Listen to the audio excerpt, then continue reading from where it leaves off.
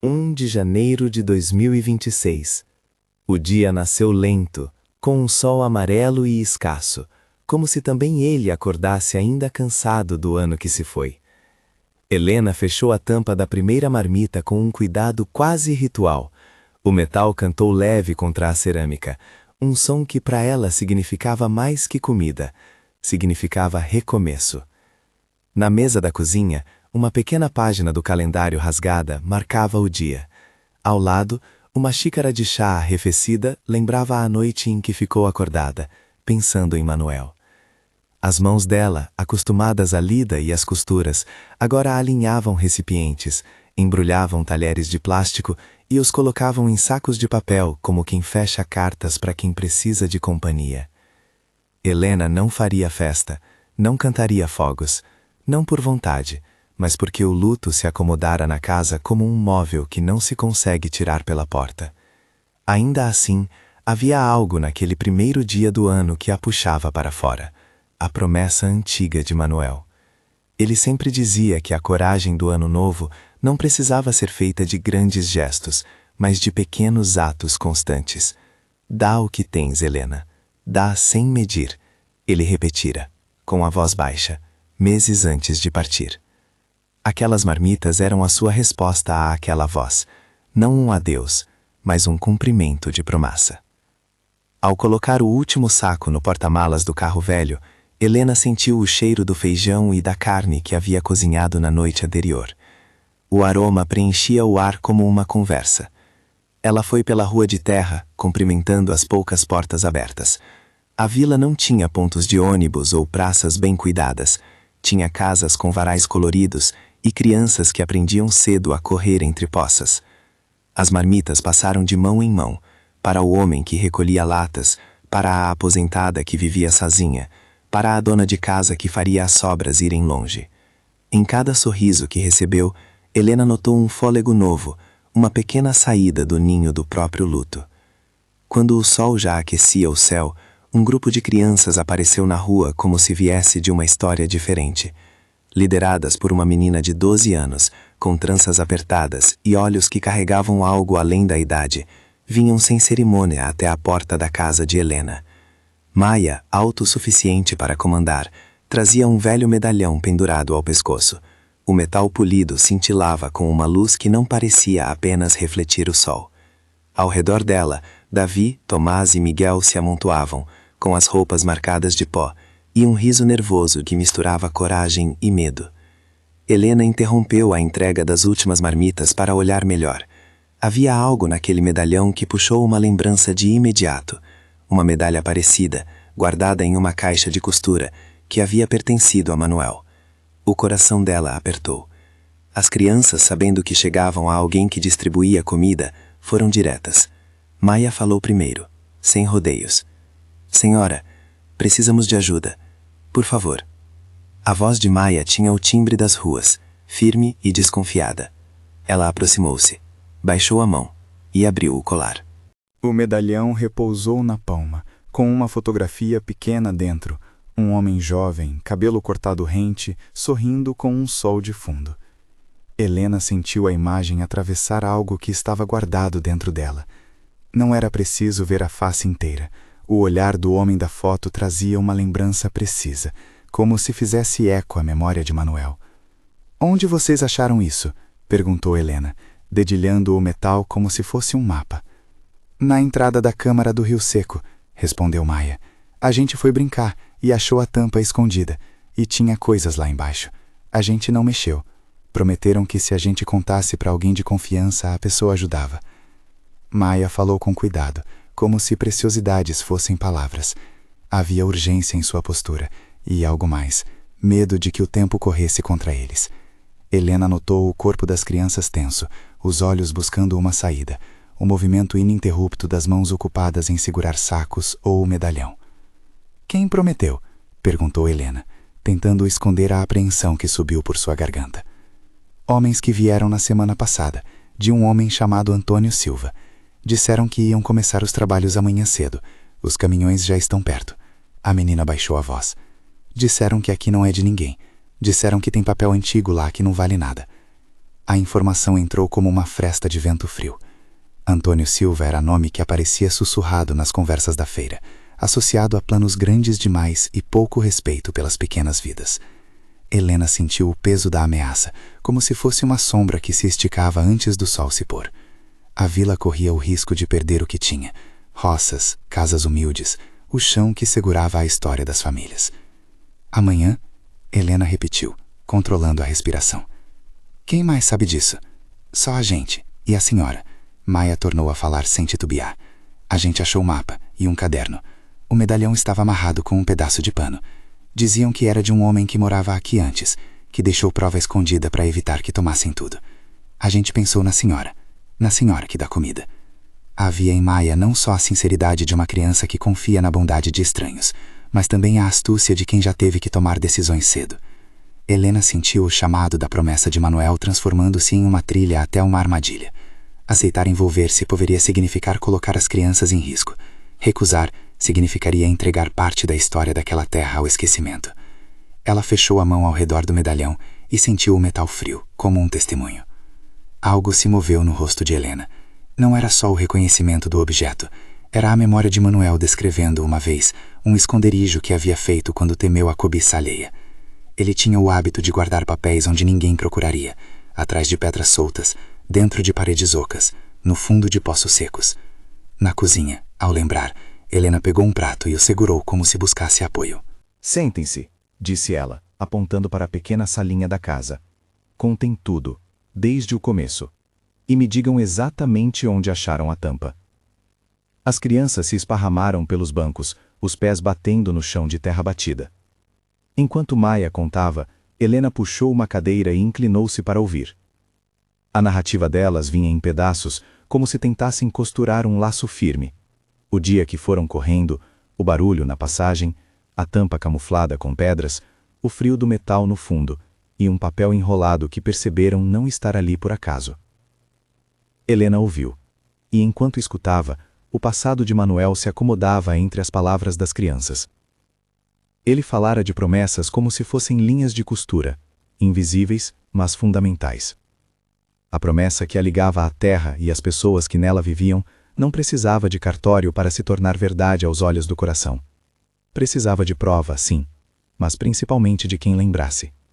E agora havia prova, ou ao menos pista. Se vocês encontraram alguma coisa, não mexam até que eu veja, disse Helena, erguendo a voz com a autoridade de quem soube um dia conduzir negociações difíceis. Vou olhar e depois a gente decide o que fazer. Vocês vêm comigo? As crianças arregalaram os olhos e concordaram em coro. Maia colocou o medalhão de volta no pescoço como quem não se separa de um amuleto. Antes de saírem, Helena enfiou 2 sanduíches em um saco e ofereceu um pouco do café que havia sobrado. As bocas que antes falavam com pressa mastigaram em silêncio. O calor da comida parecia transferir coragem. Se esta história toca você, compartilhe um gesto de bondade que você viveu. Talvez exista, perto de você, um gesto pequeno esperando virar recomeço. Partiram pelo leito seco do riacho, um caminho que todos os moradores conheciam como passagem e como memória. O rio durante meses fora apenas um traço no mapa, um lugar onde crianças aprendiam a inventar jogos e velhos lembravam de cheias distantes. Agora, o leito servia como atalho e potencial esconderijo. Helena caminhava devagar, com as marmitas quase esquecidas no carro, as mãos marcadas de farinha e carinho. À frente, Maia guiava o grupo com passos certeiros. Ela conhecia as pedras soltas, os galhos que raspavam a roupa e as marcas que a chuva deixava. O medalhão pendia no pescoço de Maia e batia no peito a cada passo. Parecia um tic-tac de algo que precisava ser encontrado naquele ritmo. Helena observou o rosto da menina. Havia nela a firmeza de quem aceita cargas maiores do que a própria idade permitiria. Davi puxava Tomás pela manga quando o terreno se abria em pedras, e Migal, o menor, corria logo atrás, como se tivesse medo de perder o rumo. Ao se aproximarem da entrada que disseram, Helena sentiu o ar mudar. A temperatura caiu alguns graus, não por vontade do tempo, mas pela sombra que a boca do esconderijo lançava sobre o leito. A pedra sulta que cobria a tampa fora colocada com cuidado, como quem tentava esconder algo que não quer ver exposto. Maia ajoelhou-se e com 3 dedos afastou a pedra. Um espaço, negro e pequeno, abriu-se para o que havia abaixo. Um cheiro de terra antiga subiu, misturado com umidade e papel velho. Não se afundem demais, avisou Helena, olhando para as crianças. Pairem no limite. Se encontrarem algo, tragam para cima. Maia deixou o medalhão cair, pegou uma lanterna que trouxera na mochila e estendeu para baixo. A luz percorreu um buraco estreito, iluminando paredes de pedra e o que parecia ser um alçapão rústico. As inspirações do grupo ficaram audíveis, como se o próprio buraco absorvesse o ar e o devolvesse em ecos. Helena lembrou-se então das histórias de Manuel sobre esconderijos. Onde a terra guarda, a terra devolve, ele gostava de dizer. Era uma certeza que vinha de quem conhecia a dureza do mundo, mas também a importância de preservar. Com cuidado, puxaram remoques, cordas, uma pequena pá, um saco para carregar coisas. Helena fazia movimentos práticos, checando nós, medindo profundidade com um pedaço de pau. A operação precisava ser rápida. As vozes dos adultos que vinham intuindo projetos na cidade começavam a se sentir mais perto, e o rumor de tratores não precisava de confirmação para corroer a esperança. O risco era claro. Se os vigias chegassem e encontrassem o alçapão aberto, poderiam alegar vandalismo ou manipulação de provas. Por isso, Helena determinou que haveria 2 grupos, um que ficaria no topo, cuidando da segurança improvisada, e outro que desceria, procurando documentos. Maia foi a escolhida para descer, pela agilidade e por ter sido a primeira a achá-lo. Helena hesitou, porque toda mulher que cuida sabe o peso da proteção sobre crianças, mas a decisão de Maia foi firme. Eu consigo, disse Maia, como quem confirma a própria coragem. Eu trago tudo para a senhora. A lanterna tremia um pouco na mão da menina. Ao descê-la, Helena acompanhou com os olhos cada movimento. A câmara não era profunda, talvez 1,5 metro até o alçapão interior, mas pareciam séculos sob a terra por causa do silêncio pesado. Maia buscou com os dedos e, finalmente, puxou um caixote pequeno e corroído. O barulho no topo, quando o objeto raspou a pedra, foi um estalido que se espalhou pelo leito seco. Tem um caderno, ouviu-se o sussurro de Maia. E umas folhas, e um saquinho com moedas. A menção de moedas provocou um sorriso breve em Helena. Não era então riqueza que procuravam, era prova e sustento para enfrentar a máquina de poder. Ao trazer o caixa à superfície, revelaram uma pequena caixa de lata, com o verniz descascado. Dentro havia um caderno de capa gasta, marcas de uma caneta que atravessara páginas com anotações e nomes. Havia também envelopes amarelados, alguns com selo estampado pelo tempo, e um pedaço de papel que parecia um mapa dobrado muitas vezes. Helena pegou o mapa com dedos trêmulos. Era um desenho feito à mão, traços de rochas, uma indicação clara do limite de uma propriedade, e no canto o nome, Manuel. Não era a assinatura forjada. Era o jeito com que Manuel inclinava a caneta, uma pequena curva no L, que quem conhecera reconheceria. A prova material pulsava na palma dela, como se fosse um coração que ainda batia. Mas nem tudo era claro. As folhas estavam manchadas, algumas escritas em datas que recuavam anos, notas de pagamento, listas de vizinhos, nomes de pessoas que poderiam testemunhar. Havia, entre elas, um recibo amassado, com um carimbo quase indecifrável, e algumas palavras sublinhadas por ânsias antigas. Direitos, posse, concessão. Helena reconheceu, com um aperto novo, o modus operandi de quem tenta anular a presença das pequenas comunidades. Papéis que somem, assinaturas que aparecem do nada, promessas que se desfazem na burocracia. Enquanto examinavam, Helena notou um som ao longe. Um motor, primeiro distante, depois tinindo como uma corda puxada. O silêncio do leito foi quebrado por passos firmes. Um caminhão? Um carro grande? O coração dela acelerou. O costume do medo voltou, mas agora havia algo mais. Havia culpa à mistura, por ter saído de casa naquele dia, por ter deixado as marmitas, por ter acabado atraindo a atenção. Maia ergueu a cabeça, os olhos grandes mergulhados na luz do sol. "Tem alguém vindo", sussurrou ela. Helena escondeu o mapa e o caderno dentro do xale que trazia na bolsa, perto do corpo, protegendo-os como quem segura um filho. Não podia ser imprudente. Se fossem acusados de plantar provas, poderiam perder tudo sem sequer respirar. Precisavam de aliados, de alguém que pudesse dar legitimidade ao que havia sido achado. Quem conheceria a escritura, a assinatura de Manuel? Quem poderia autenticar o mapa, registrar a descoberta de forma oficial? A mente prática de Helena foi rápida. A delegacia da cidade mais próxima, uma advogada que já ouvira falar nas rodas, alguém com respeito para enfrentar o nome de Antônio Silva. Maia, disse ela, com voz que tentou ser firme sem soar dura. Eu vou precisar que você vá até a doutora Clara. Leve o medalhão, leve o caderno. Diga para ela que é urgente. Não conte a todo mundo. Vai com cuidado. Maia olhou para o medalhão, como se pedisse permissão. Era o elo entre a memória de Manuel e o presente incerto. A menina assentiu e pegou o pequeno pacote que a tia Helena ofereceu. O mapa dobrado, o caderno enrolado em pano e o medalhão pendurado num cordão. Eu vou. Eu corro. A determinação na voz deixou claro que Maia não era só uma guia infantil. Era alguém que sabia que certos caminhos se resolvem correndo. No topo do leito, Helena partiu para organizar a retirada das outras coisas. Havia o saco com moedas que poderiam cobrir taxas de cartório, pequenos custos que sempre aparecem quando se tenta transformar presente em prova. Não era muito. Serviria apenas para pagar carimbos e deslocamentos. Havia também as folhas com nomes que precisavam ser encontradas. Vizinhos velhos que lembrassem de datas e de acordos informais. Cada pedaço era peça de um quebra-cabeça que devia ser montado com cuidado. As crianças, por sua parte, olharam em volta com olhos que agora viravam vigilantes. Davi ficou de sentinela, enterrando os pés na areia. Tomás pegou uma vara comprida para afastar animais ou galhos soltos. Miguel, com as mãos pequenas, guardava as moedas no bolso como um tesouro que poderia ajudar a consertar a casa da avó. Havia entre eles um pacto não verbalizado, proteger aquilo que haviam encontrado, porque o que se escondia sob a terra era para todos, parte de um lugar que merecia permanecer. Quando Helena foi recolher mais uma folha, sentiu o punho de alguém tocando seu braço. Era Maia, que trouxe a lanterna com cuidado. Seus dedos tremiam um pouco, talvez pelo esforço, talvez pelo medo. Ao erguer-se, Helena viu, além do grupo, uma nuvem de poeira no horizonte, sinal claro de movimento de veículos, muito provavelmente os que mencionaram. Os passos que assim começavam a se apropriar da trilha anunciaram que não teriam muito tempo.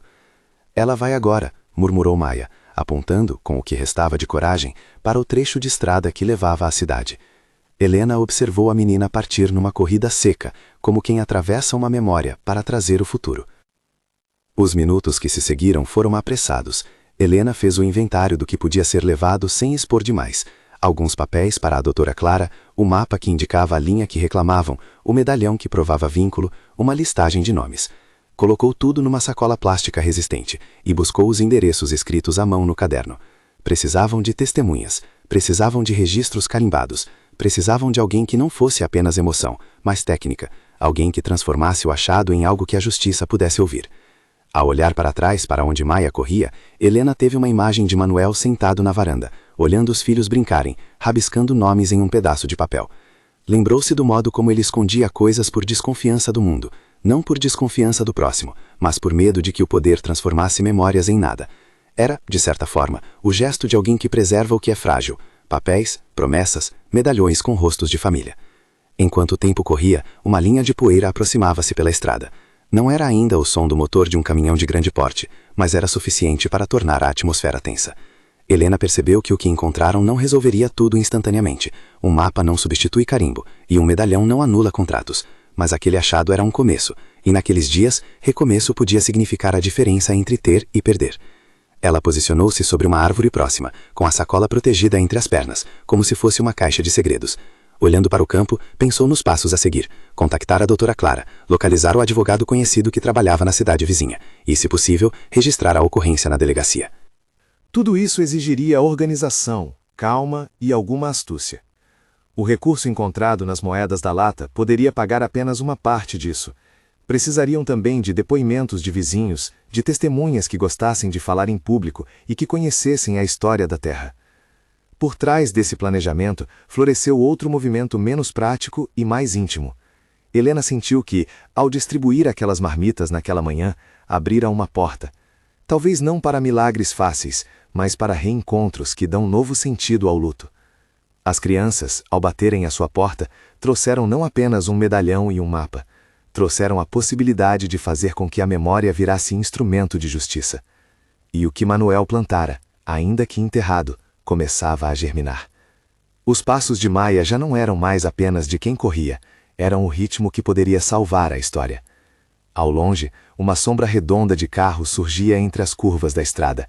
O motor fumegava na distância, deixando um som baixo, ominoso. Por um breve instante, Helena quase desejou estar em outro lugar, longe do calor dos acontecimentos. Mas a decisão já estava tomada. O dia que começara com tampas, panelas e cheiro de feijão estava agora preenchido por uma urgência. Ela guardou o mapa no peito, como quem acolhe uma resposta de vida, e deu ordens calmas às crianças.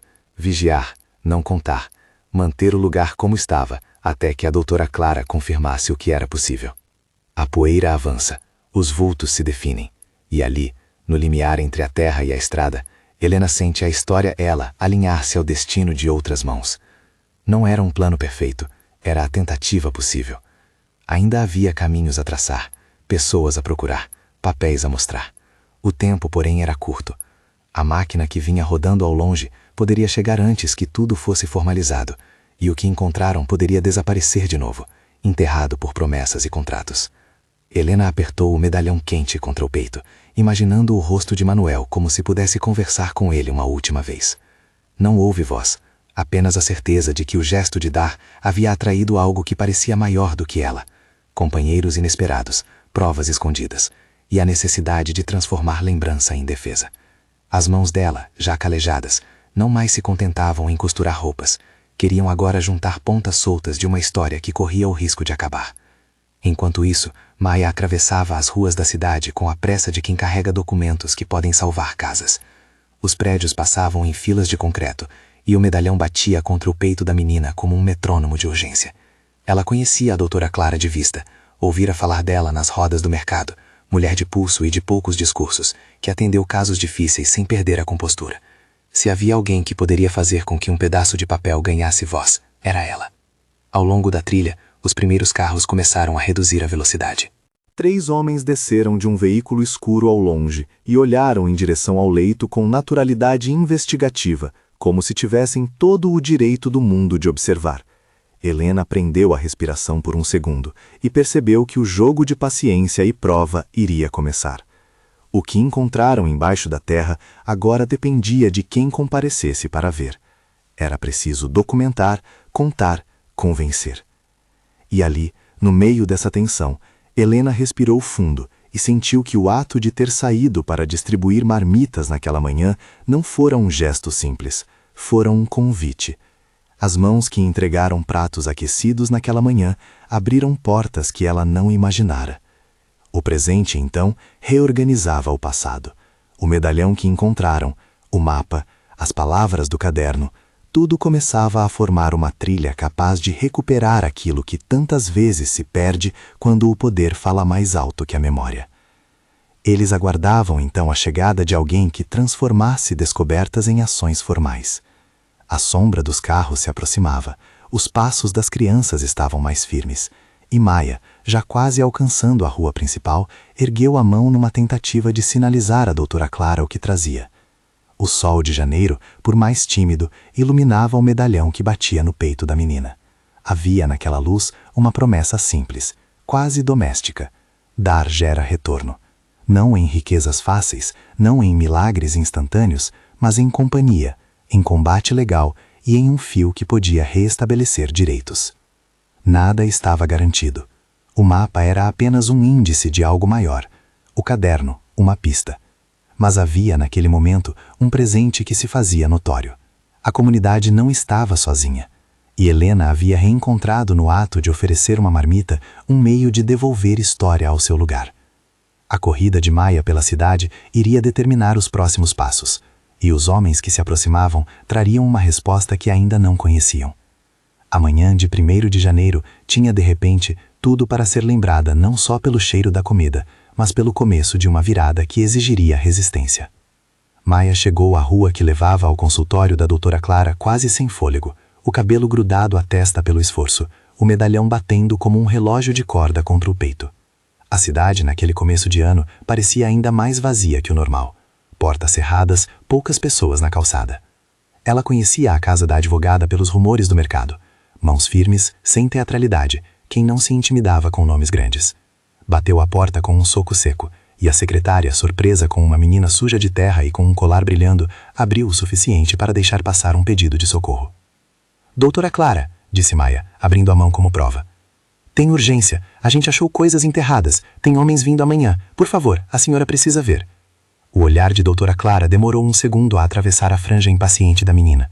Depois, a expressão mudou, como quem reconhece que ali havia algo maior que uma história de crianças. Ela fez sinal para que entrasse, recolheu o medalhão das mãos de Maia com cuidado e o segurou como se fosse pedra preciosa e documento ao mesmo tempo. Pediu que contasse tudo desde o começo, e Maia falou com a pressa de quem tem medo de perder tempo.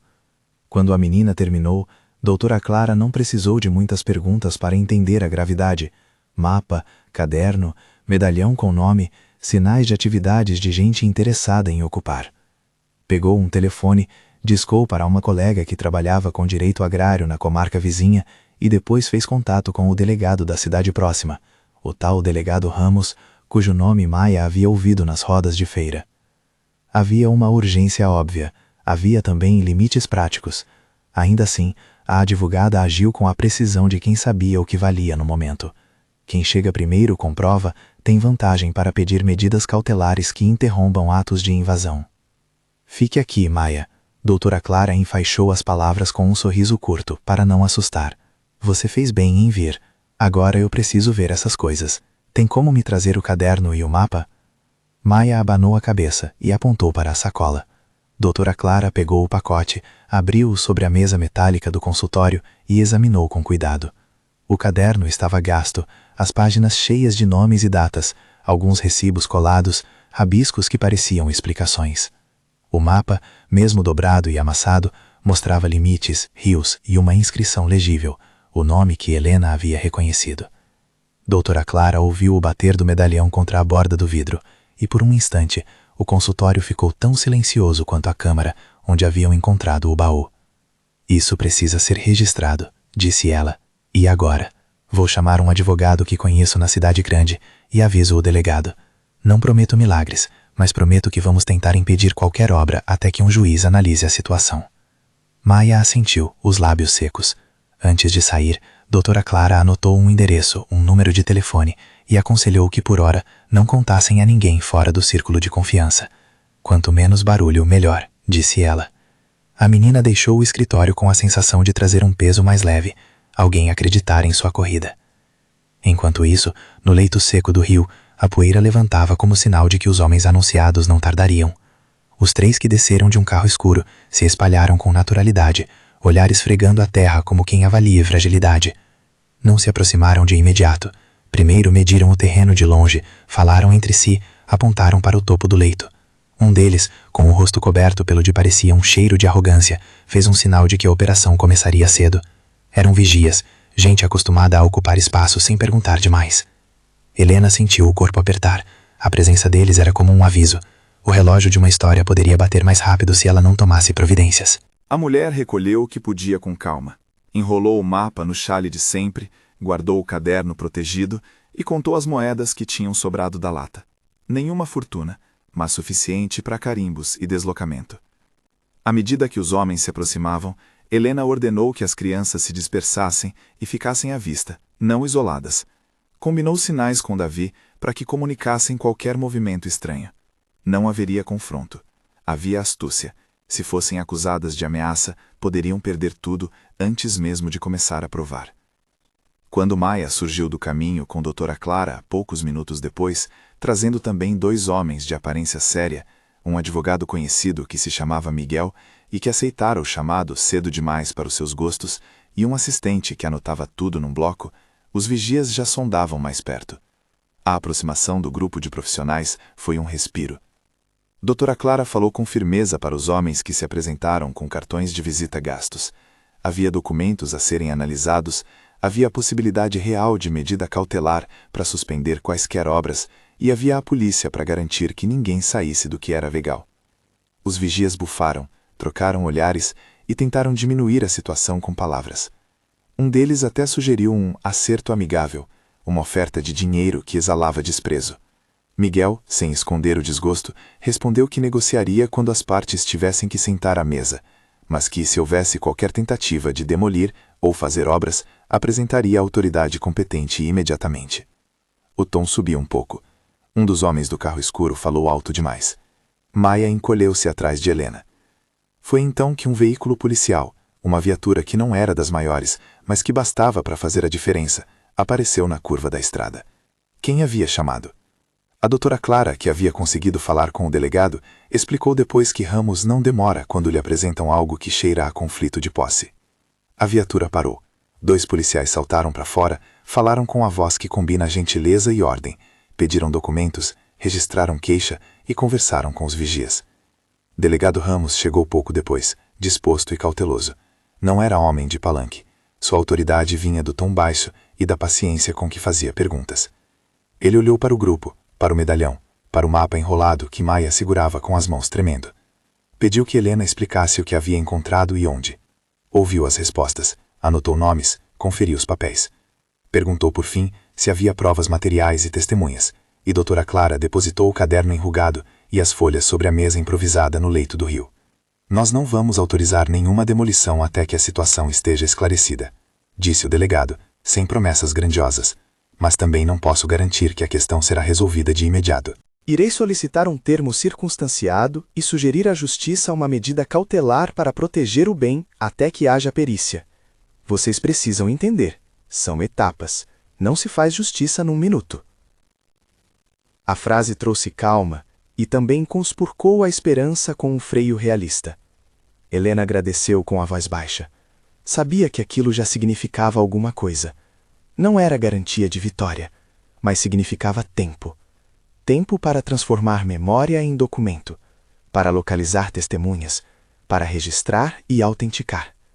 Tempo suficiente também para afastar a ideia imediata de que o lugar seria tomado ao amanhecer.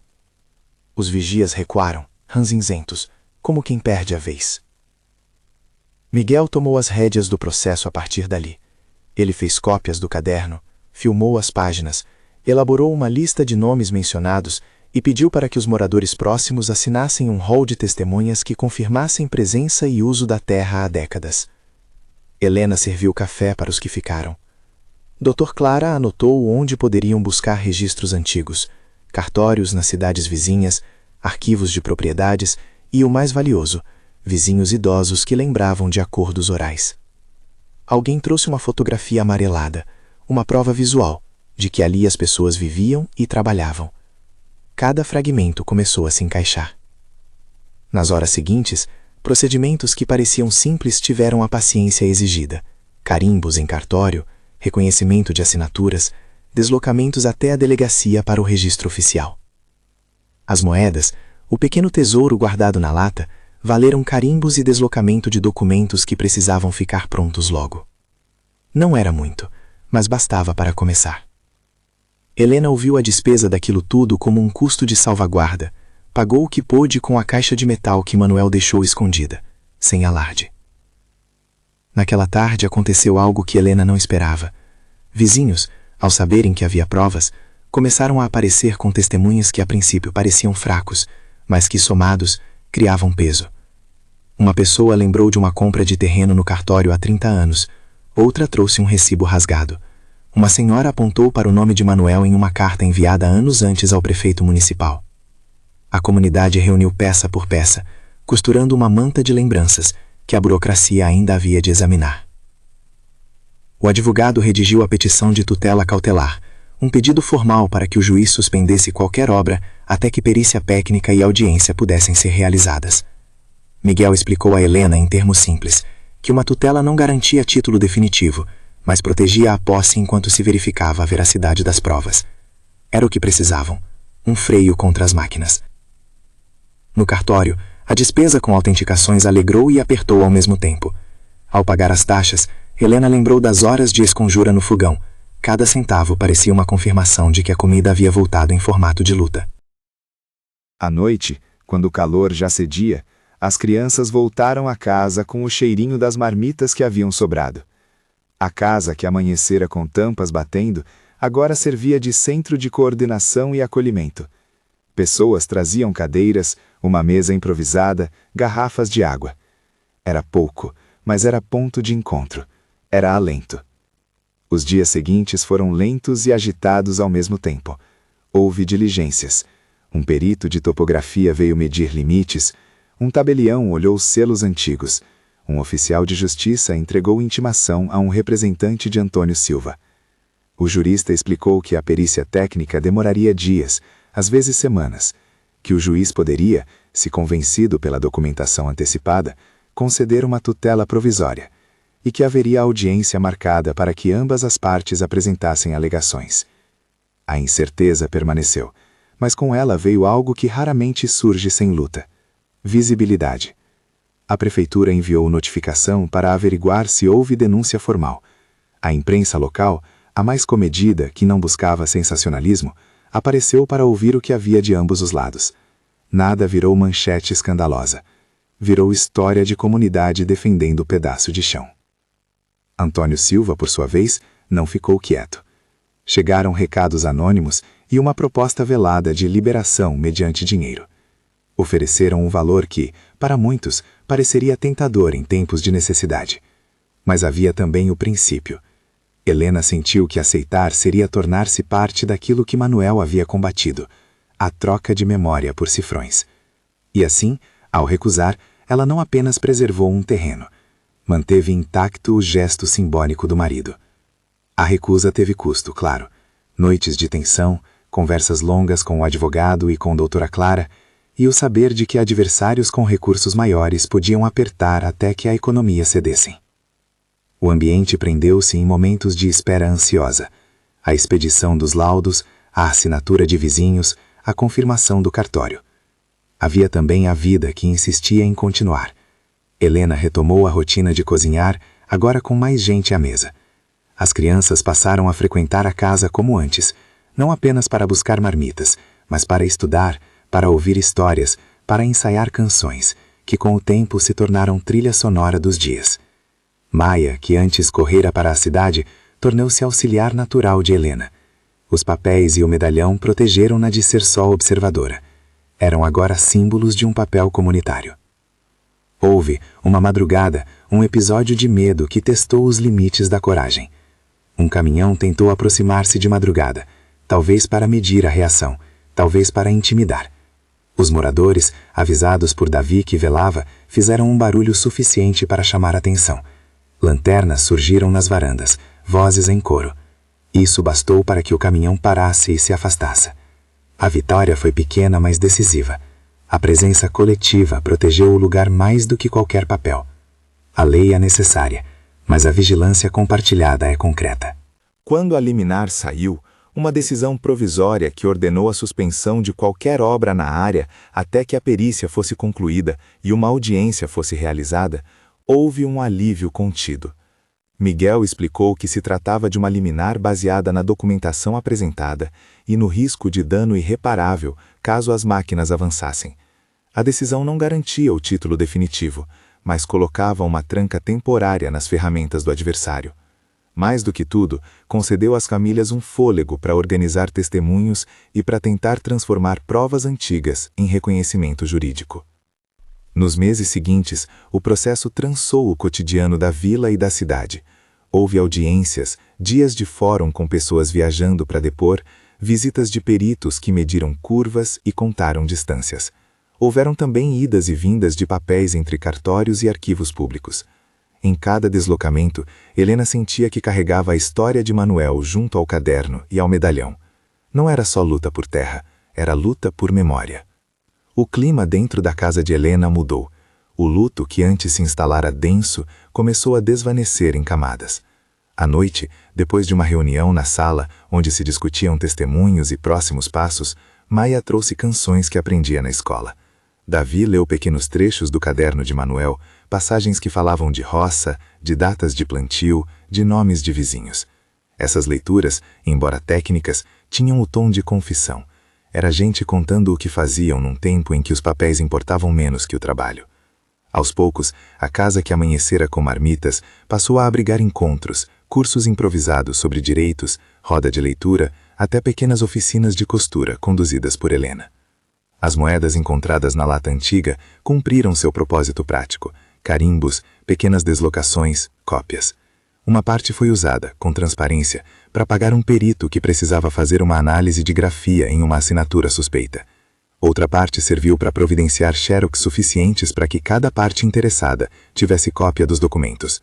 Nada disso trouxe brilho fácil, trouxe burocracia, filas e cansaço. Mas trouxe também dignidade.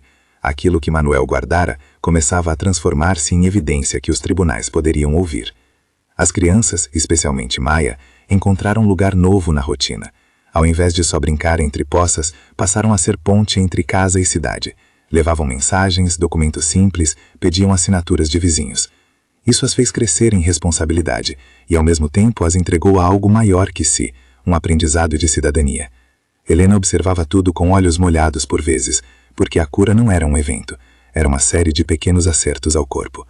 Ela costurava enquanto lhes ouvia aprender, e cada ponto era um gesto de continuidade. No processo, Antônio Silva tentou algumas manobras. Apresentou contratos supostamente assinados por antigos moradores, encaminhou um representante legal diferente que buscava desqualificar as assinaturas, e até tentou chamar para si testemunhas que alegavam desconhecer o uso contínuo do terreno.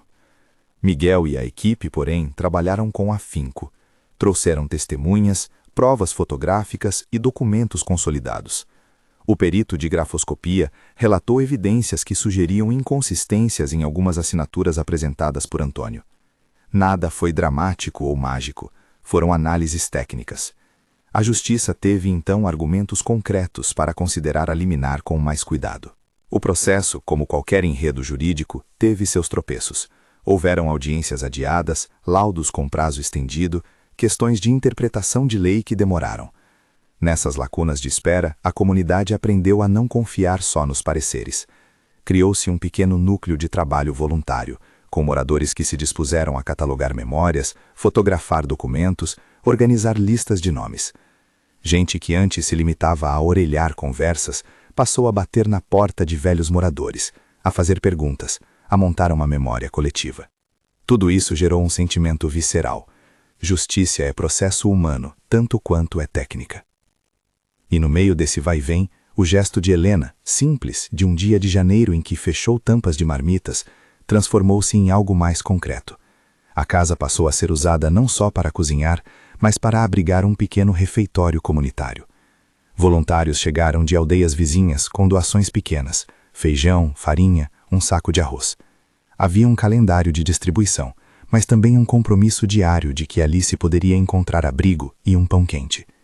Nenhum discurso grandioso, apenas consciência prática de que o que se dava voltava em companhia, cuidado e apoio. As crianças ganharam espaço para estudar. Alguém trouxe doações de livros. Uma professora aposentada, Dona Mônica, passou a ler em voz alta à tarde. Ao som dessas leituras, Helena aprendeu a rir de novo. Não um riso fácil, mas um riso que entrava pela casa como o sol. A memória de Manuel, que antes pesava como um móvel pesado e imóvel, começou a ser reerguida como uma estante onde se colocavam coisas úteis, cadernos, itinerários, nomes. Era a transformação do luto em propósito. No fórum onde o processo corria, houve um ponto decisivo que não alterou de imediato o futuro da posse, mas que deu um novo fôlego à comunidade. A oitiva de vizinhos que lembraram de transações e de pequenos acordos verbais assinados por Manuel. Alguns dos que falaram choraram ao contar. Outros emergiram em tom seco, satisfeitos por ver a história sendo reconhecida. Para o juiz, esse conjunto de referências somou e fortaleceu a percepção de que havia, de fato, um risco grave de dano caso as obras prosseguissem sem verificação. A liminar foi mantida e, por ora, as máquinas ficaram paradas. Mas Miguel deixou claro, novamente, que o fim da liminar não era o fim do processo. Haveria contestação, recursos e, possivelmente, novos confrontos no tribunal. A equipe jurídica preparava-se para o médio prazo, não para a vitória relâmpago. Helena entendeu que a riqueza do retorno que haviam recebido naquele 1º de janeiro não era apenas judicial, era social, moral e emocional. O leito que quase fora tomado voltara a ser lugar de encontro, e a casa onde ela fechara marmitas tornou-se abrigo e semente. Meses se passaram. Em uma tarde chuvosa de abril, quando a terra finalmente mostrou sinais de brotar com a estação, aconteceu a visita de um perito, recomendada pelo juiz. Ele caminhou pelo terreno com passos medidos, mediu distâncias, conferiu limites e anotou tudo em seu caderno. Sua perícia levaria tempo para ser redigida, mas a presença técnica consolidou o que muitos já sentiam. Era uma confirmação de que às vezes são as pequenas coisas, um recibo, uma assinatura, um testemunho, que formam o corpo da verdade. A verdade, por sua vez, serve de base para decisões que afetam vidas. Enquanto isso, a casa vivia algo parecido com o renascimento. Helena, mais à vontade com a presença das crianças, passou a costurar aventais e jogos de tecido com o dinheiro que arranjavam em doações modestas. Organizava oficinas de culinária onde ensinava receitas que Manuel gostava de ouvir. As marmitas continuaram, agora em maior número, mas sempre alimentadas pelo propósito de ser mais do que alimento. Era um ritual de encontro. Em um canto da sala, o medalhão ficou sobre a mesa, às vezes esquecido, às vezes visto como um relicário de memórias. Maia tocava nele de vez em quando, como se lembrasse de que a coragem da corrida até a cidade e seu papel havia sido um gesto de ponte entre passado e futuro. A comunidade começou também a pensar em ações que não dependiam apenas do resultado judicial. Debateram projetos de hortas comunitárias, pequenas reformas na casa que já servia de ponto de apoio e rota de aprendizado. Alguns moradores ofereceram serviços. Um carpinteiro começou a consertar cadeiras. Uma mulher ensinava a plantar em canteiros elevados. Nada grandioso, mas sustentável. A luta pela terra, perceberam, poderia produzir também uma renovação do viver. O processo legal podia proteger o chão no papel. A ação coletiva reapropriava o dia a dia. Houve momentos de tensão que exigiram postura firme. Certa vez, um emissário de Antônio tentou novamente seduzir com promessa de compra. Veio com um envelope discreto e um sorriso calculado. Helena devolveu com serenidade a oferta e disse que não se vendia, nem por miséria, nem por medo. Não se tratava de intransigência. Tratava-se de honra de quem queria que a memória de Manuel fosse mais do que objeto de comércio. Ao ver aquele gesto, Maia segurou a mão de Helena com força. A menina aprendia que generosidade não é fraqueza, é também fronteira. O processo avançou longamente, com idas e vindas ao fórum, perícias que exigiam localização de documentos antigos e confrontos jurídicos de linguagem técnica. Em uma sessão que durou horas, o juiz ouviu pacientemente os argumentos de ambos os lados. Ao final, confirmou a manutenção da tutela até a perícia final. As aplaudações foram contidas. Havia o entendimento de que, se por um lado a proteção judicial existia, por outro, o trabalho de provar definitivamente a posse ainda exigia tempo. Vitória parcial, portanto, suficiente para respirar, insuficiente para relaxar. A prática cotidiana ganhou novas cores. Pessoas que antes não se falavam passaram a trocar olhares de colaboração, compartilhar ferramentas, combinar horários. A operação de distribuição de alimentos ganhou frequência melhor. Havia lista de necessidades, horários de cadastro, uma modesta planilha escrita à mão. O que Manuel deixara, um medalhão, um mapa, um caderno, acabou se convertendo em catalisador para uma forma mais madura de comunidade, aquela que guarda a memória de cada um e transforma isso em ação. Com o passar dos meses, a casa se encheu de risos, de trabalho, de estudo. O som das tampas batendo nas marmitas, que no início do ano soara como recomeço, agora se misturava ao bater de martelo e ao sussurro de documentos sendo lidos. Helena, que antes se sentia pequena diante de uma máquina de poder, aprendeu a compor um novo tipo de coragem, a que vem do cuidado constante. Não há heróis sem rotina, apenas gente que torna os dias formas de resistência. Quando o relatório final da perícia foi juntado ao processo, houve trechos que enalteceram a força da prova documental e testemunhal apresentada pela comunidade. Algumas assinaturas mostraram indícios de fraude, outros documentos confirmaram pagamentos e transações ligadas a Manuel. Ainda não bastava para um título definitivo, como explicou o juiz, mas fortalecia a tese da defesa. Aos poucos o processo caminhava, de forma técnica, sem brilho de cinema, mas com solidez. E então, numa manhã de julho, quando o sol já prometia calor, o que começou como uma distribuição de marmitas transformou-se numa festa pequena. Não uma festa de vitória, mas de continuidade. Hortaliças plantadas em canteiros improvisados já davam sinais de crescimento. As crianças apresentaram um teatro curto sobre a importância da terra e do respeito. Helena, em silêncio, e com os olhos às vezes marejados, serviu os pratos. Maia ficou ao lado dela, entregando vasilhas e contando o que aprendera nas aulas improvisadas. O medalhão repousava no centro da mesa, em cima de um pequeno pano bordado pelos moradores. Helena colocou a mão no medalhão, sentiu o peso do metal e, com a mesma calma de janeiro, fechou a tampinha de uma marmita antes de passá-la. Ao redor, as vozes se misturavam em pratos que se encontravam, em mãos que se passavam, em histórias que se contavam. O retorno ao seu gesto de dar se mostrava multifacetado. Não houve, ela sabia, um prêmio material que substituísse a dor. Houve sim a recuperação de algo que importava: comunhão, justiça em andamento, família alargada.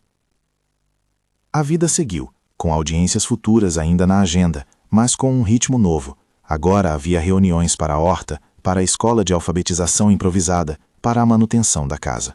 A casa que fora abrigo para marmitas tornou-se casa de memórias ativas. O medalhão, por sua vez, ganhou um pedestal simples, uma caixinha de madeira onde repousava entre bilhetes de compra e fotos antigas.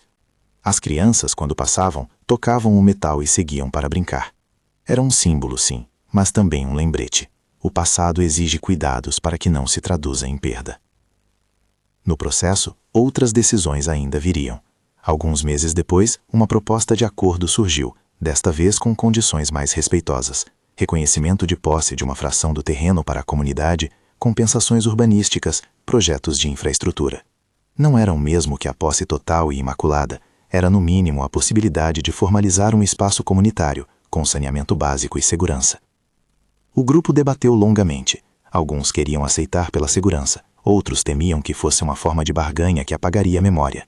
No fim, decidiram por exigir garantias legais e por aceitar parte das melhorias, desde que preservassem a identidade do lugar e não se transformassem em obra de fachada.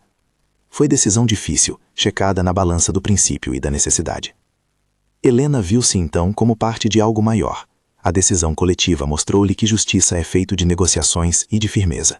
Ao final, aceitaram um acordo que previa a manutenção da área comum, a construção de um pequeno sistema de tratamento de água e apoio para a regularização de parcelas, com contributo financeiro e técnica garantida por cláusula contratual.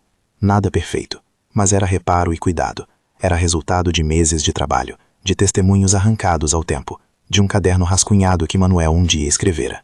Era a prova de que os pequenos atos, um almoço em janeiro, um medalhão nas mãos de uma menina, podiam, com paciência e coragem, virar base para algo concreto. Algumas noites depois, quando a casa estava calma e as crianças dormiam em suas redes improvisadas, Helena costurou um pedaço de tecido novo no avental. A costura parecia agora um ritual de manutenção. Ela lembrou do primeiro dia daquele ano. Tampas, cheiro de feijão, uma promessa sussurrada por Manuel. Os olhos dela se perderam em lembranças, mas não com a mesma amargura. Havia agora um clarear. A dor do luto não havia sumido, mas havia sido ressignificada por convosco, por mãos que se estenderam, por pessoas que não se calaram, por um processo que, mesmo longo, mostrou que a dignidade pode ser preservada. Na manhã em que decidiram plantar as primeiras mudas na horta comunitária oficializada pelo acordo, Helena colocou o medalhão sobre a mesa da cozinha. Maia se aproximou, encostou o dedo no metal e sorriu. Havia algo de sagrado naquela ação cotidiana, no gesto de semear, no ato de cuidar da terra e do outro. Helena pegou uma pequena pá, inclinou-se e fez o primeiro canteiro. Ao redor, crianças e velhos trabalharam com paciência. O sol bateu com leveza. O cheiro da terra mexida trouxe lembranças antigas, mas também promessa. No momento em que a primeira muda foi plantar, Helena fechou os olhos por um segundo e pensou em Manuel. Não um pensamento melancólico, mas uma conversa íntima. Ele teria orgulho, imaginou. Aquele retorno que ela recebera daquele ato de gerar marmitas era assim, não medido por cifra, mas por companhias, por justiça em andamento, por filhos de outras mães aprendendo a cuidar. Ela deixou que a terra cobrisse a raiz e, ao erguer-se, viu as mãos de Maia estendendo-lhe uma tigela com comida quente. O ciclo se completava. Ela dava e recebia de volta. Tempos depois, ao abrir a janela da sala, Helena viu crianças desenhando no chão com carvão. Desenhos de casas, de árvores, de medalhões que pareciam só histórias. A clínica da cidade fez uma visita e doou livros. Uma ONG pequena do interior trouxe sementes para a horta. Cada ajuda era como um fio que tecia algo mais firme. E quando alguém perguntava o que a movia a continuar a dar, Helena respondia com a calma de quem viveu provas. Porque um gesto de alimento chama companheiros inesperados. Porque dar me ensinou a receber responsabilidade e vida. A justiça seguiu seu caminho técnico nos anos seguintes. Houve recursos, decisões, ajustes e, por fim, um acordo que consolidou a área comunitária e garantiu apoio para melhorias. Não foi vitória dramática, foi resultado do passo a passo, de provas, de testemunhas, do trabalho de um advogado que acreditou e de uma advogada que atendeu a uma menina que correra com o medalhão. Para Helena, a grande vitória foi mais íntima. Ela reabriu a casa, acolheu vozes que antes estavam caladas e aprendeu a transformar memória em ação. O medalhão, que resistira ao tempo, virou símbolo de resistência. No dia em que a comunidade inaugurou oficialmente a pequena escola de alfabetização, crianças de cabelos curtos e mães de mãos calejadas lotaram a sala. Helena cortou o fio de fita com a ajuda de Maia e depositou o medalhão sobre a mesa da sala. Não como troféu, mas como lembrança do que aconteceu naquele 1º de janeiro. O gesto de tocar o medalhão trouxe um silêncio respeitoso. Então, alguém começou a aplaudir, e as palmas ecoaram como celebração íntima. Quando, anos depois, alguém contava essa história na rua, dizia: "Ela saiu com marmitas e voltou com uma comunidade." A frase soava simplista para quem lá viveu, porque havia sido feita de pequenas dores e grandes resistências. Mas no centro do enredo, a verdade se mostrava clara. O ato de dar fora catalisador. Não era a promessa mística de retorno material, era a confirmação de que a bondade abre portas que não se imaginava que existiam. Helena sentava-se às vezes na varanda, com uma xícara de chá que já não esfriava por completo enquanto esperava. Maia, agora adolescente, vinha com relatos das aulas. Davi e Tomás ajudavam na horta. Miguel, que crescera, frequentava a escola. O medalhão ficou sobre um móvel, e quem passava ali tocava e lembrava. Manuel, na memória coletiva, passou a ser não só um marido perdido, mas força geradora de um legado. A terra, abrigada por decisões e por cuidado, mostrava que memória tem poder de se tornar prova e de traduzir-se em justiça.